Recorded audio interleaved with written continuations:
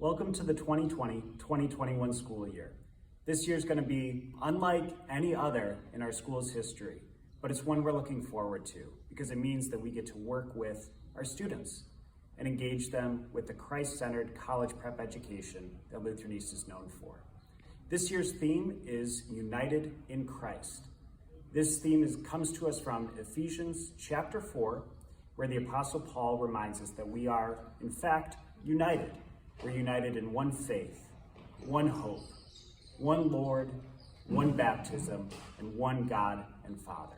At Lutheran East, we are united in Christ. My name is Andrew Prusinski, and as the principal of Lutheran High School East, I'm excited to welcome you and your student to our school community. Whether your student will be attending classes online, using SOL, our distance learning program, or here in person with extra safety measures in place, we're excited to see how your student will grow throughout this school year. The purpose of this video, the goal, if you will, is to help orient you to our school and the year ahead. When we're done with this video, you'll have a clear idea of what we expect and how we are teaming up with you to partner for your student success at Lutheran East. Orientation this year will take place over 3 days for our students. Beginning on Tuesday, August 25th, there will be an online-only orientation for the SOL distance learning program. This day, although entirely online, will follow our regular school schedule. The day will begin at 8:30 a.m. and end at 3:30 in the afternoon. On Tuesday morning, your student will get an email with the SOL orientation schedule that they'll need to follow throughout that day.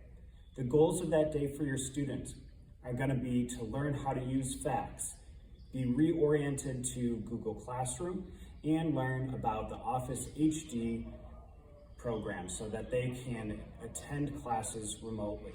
As you know from earlier communication, our SOL program is a synchronous online education program. This means that students will be attending classes at the same time as their in-person counterparts. We believe that this will provide the structure that ensures student success.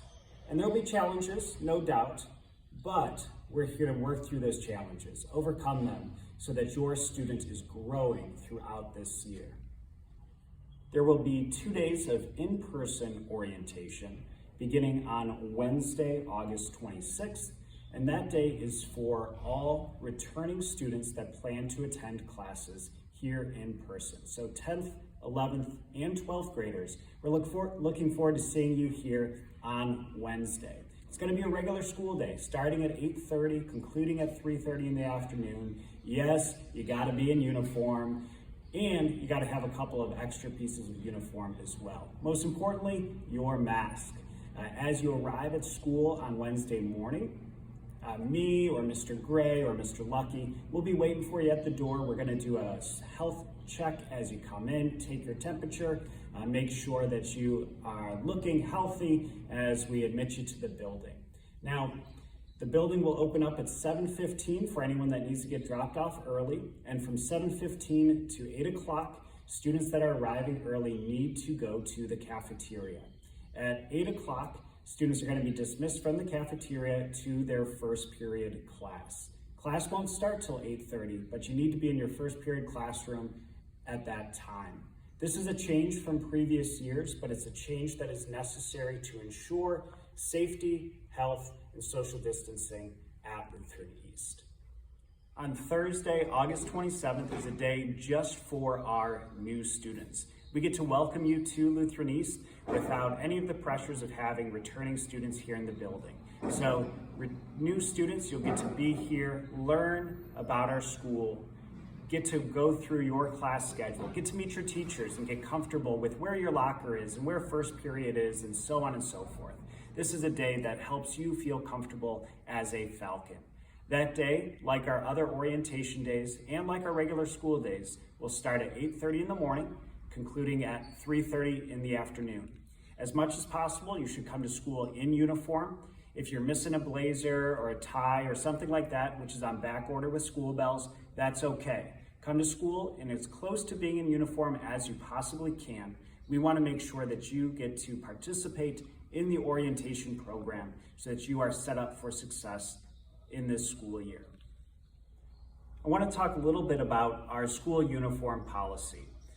You know rules, they've been sent to you about khaki pants and white button-up shirts with the buttons the whole way down, Lutheranese tie, Lutheranese blazer, and dress style shoes or boots. No tennis shoes, no flip-flops. You know the deal.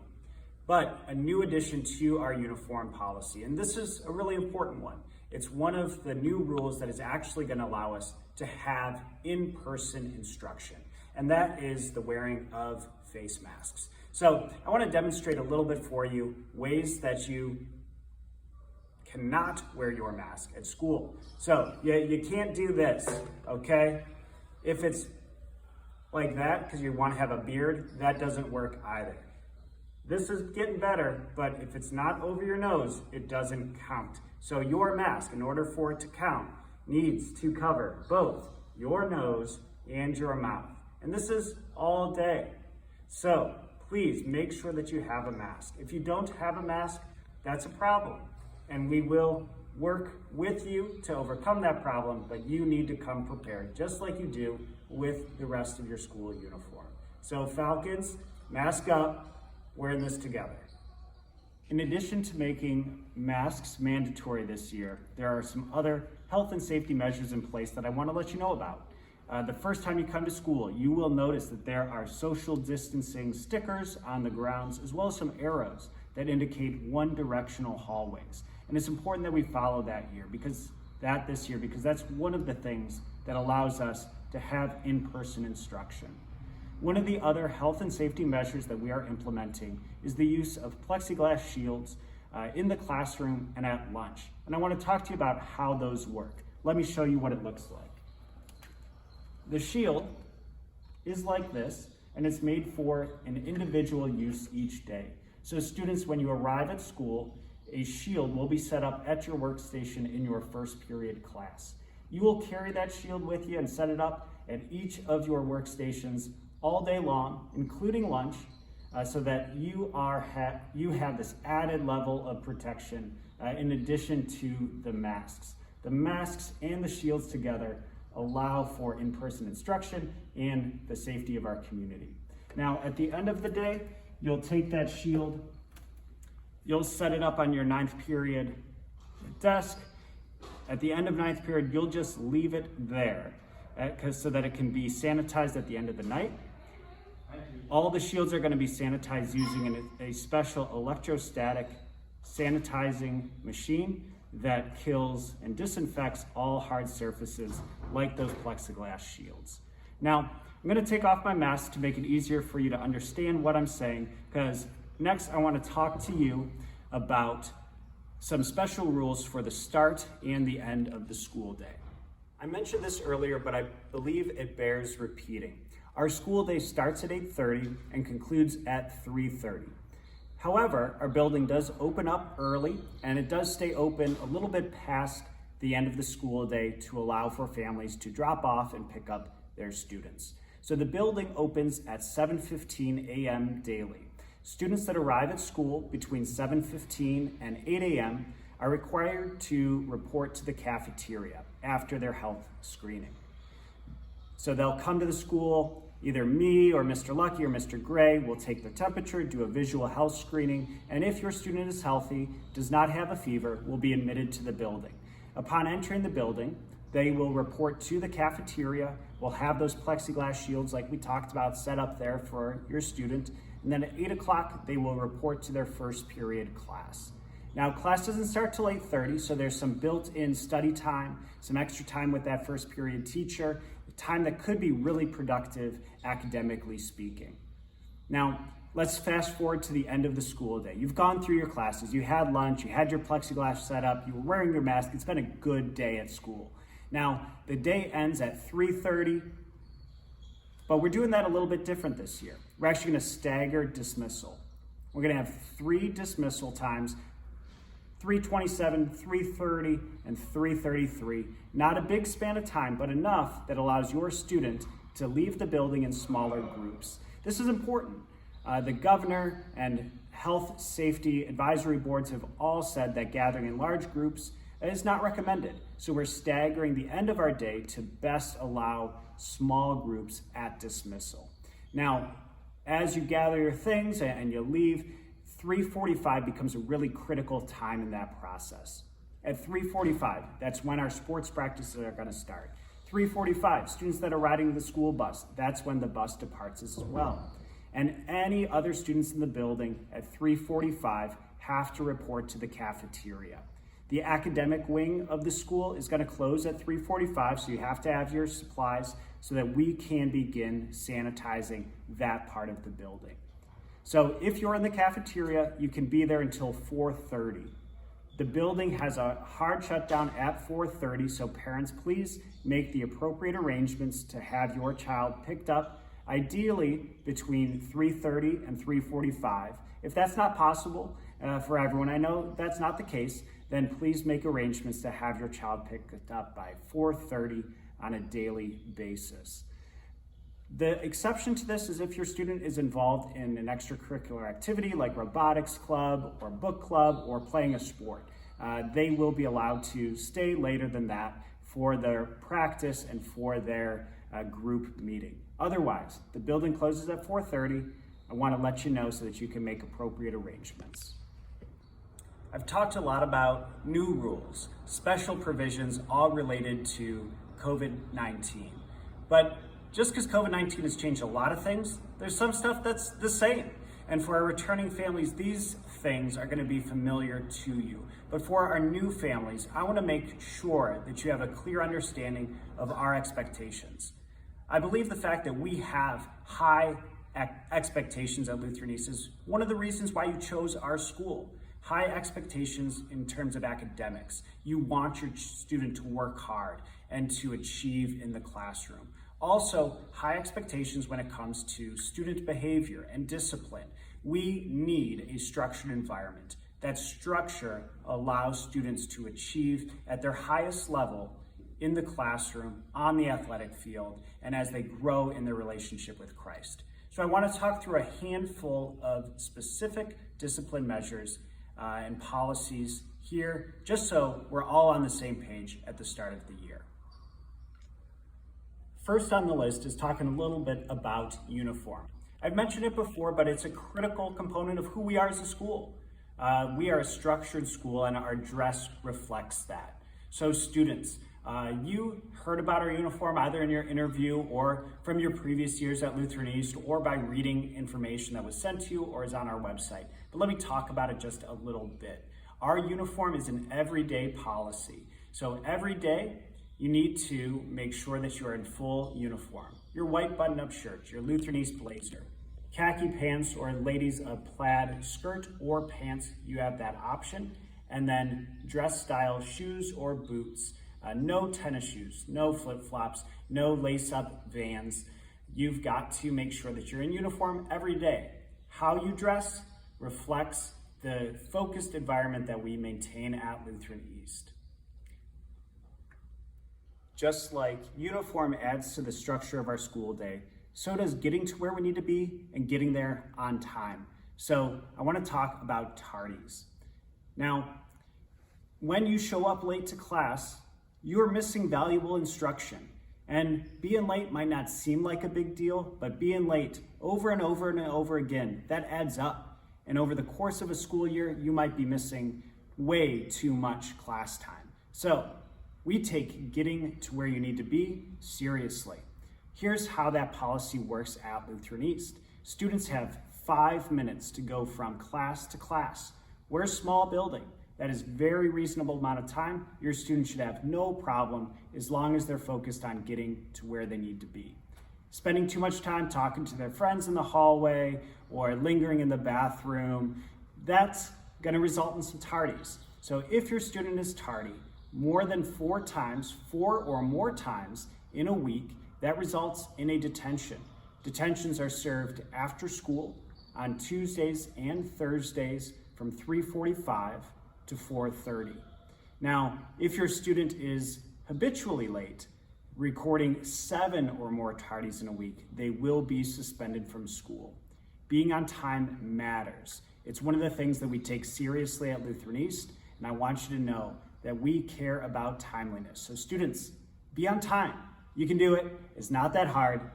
Make it happen. Students, you're here to learn. You're here to grow in the classroom, on the athletic field, and in your relationship with Christ. Now, there are distractions, though, that we're going to face along the way. And whether you want to admit this or not, one of the biggest distractions is your cell phone. So that's why we have a pretty strict policy when it comes to cell phones at Lutheran East. And I want to describe that policy for you. In the classroom, if a cell phone is seen or heard, the student has to give their cell phone over to their teacher. Now, once in a while, a cell phone might go off. That happens. The big problem is when that becomes a habitual kind of practice. In that case, those cell phones will then be turned from the teacher over to the principal, and at the end of the day, the student can receive their cell phone back. But let's say it happens again, and again, and again. Well, that's going to incur some fines before you're able to get your cell phone back. Those policies are laid out specifically in our student handbook, which is available on our website. The main lesson here, though, is students, you need to focus. And that means you can't be on your phone during class. So whether it is seen or heard, that means you've got to turn it over to your teacher.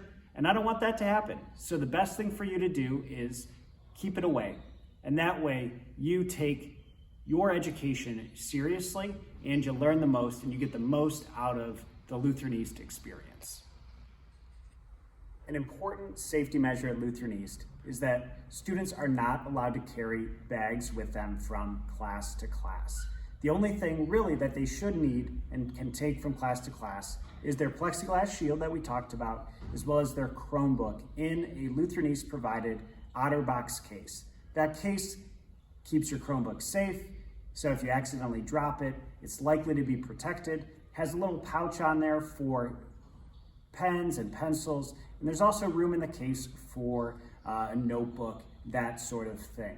But you can't take your backpack class to class. You can't take your purse class to class either. Those things need to remain in your locker throughout the school day.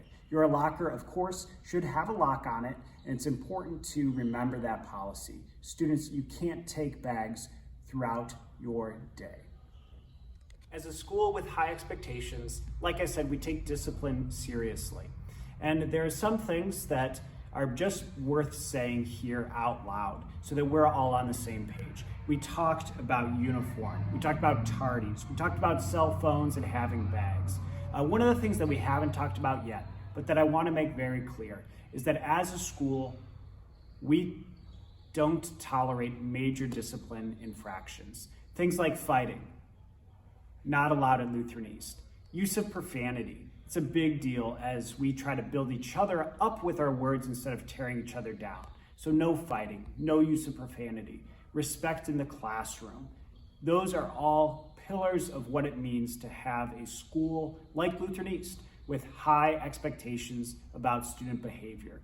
So if students have those sorts of problems here, it's going to result in major discipline consequences. And I'm telling you this now because I feel like expectations are a lot easier to reach when you know what they are ahead of time. We've talked about this at your new student interviews. We're going to talk about this with your student during their orientation day, whether that orientation takes place online on Tuesday, in person for our returning kids on Wednesday, or on Thursday, the 27th, for all of our new students. We're going to go over expectations. And the reason is simple. We want your student to be successful. So if we clearly describe those expectations, I feel like they have a good chance of reaching them. And reaching those expectations means good things. It means good things for this school year, yes, but it also means good things for down the road, for growing over 4 years of high school, getting an education that means something, graduating with a Falcon diploma that sets them off either towards college, career, or military service. Lutheran East, we are here for students. We're here for the gospel of Christ. And so as we embark on the 2020-2021 school year, we know it's going to be unlike any other. But we also know that we're united in Christ. We also know that we have a mission that has carried us throughout our history and is going to carry us long into the future. We know that we're excited to serve your student. And so with that, welcome to Lutheran East.